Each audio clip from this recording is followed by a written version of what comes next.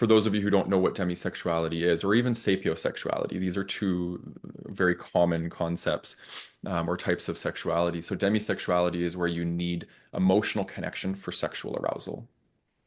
Sapiosexual is where you need intellectual connection for sexual arousal. So there's different levels in my opinion, but I think what makes somebody a true demisexual is like you need that. That's like a fundamental piece because I know there's lots of people who aren't demisexual and they're like, yeah, I prefer sex with connection. It's much better for me. I don't think that would be constitute somebody as a demisexual. I think that's just somebody who's sexual and they love to, what makes somebody demisexual is they require it. It's absolutely essential for their body to function.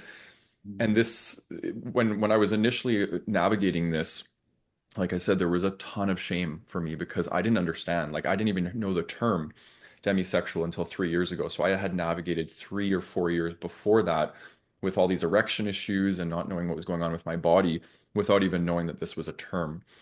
And I kept it quiet. I didn't tell anybody. And it was just like I was riddled with shame. And I didn't like, I was trying all these different practices, procedures, pills, things Yeah. like that. And none of them were working.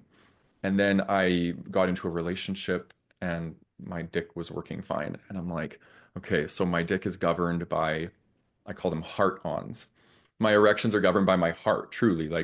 Um, and some people get like erections when they look at like a naked dude or they see a dick pic or something like that. And for me, that's not the case. It's when Yeah. a guy will share something really sweet or romantic or that he tells me that he's sensitive or how much he loves his dog or like things like that. Those are the things that create arousal for me, which um, it seemed very like foreign. And then I had all this conditioning around I'm feminine, this is how women are and why am I like this? And so I really, really want to point this out to people that there's nothing wrong with you. What ends up happening is we have the wrong owner's manual. We have the owner's manual of a non-demisexual person, and we're trying to slap that onto us, which is the conditioning that we have, essentially. So Yeah.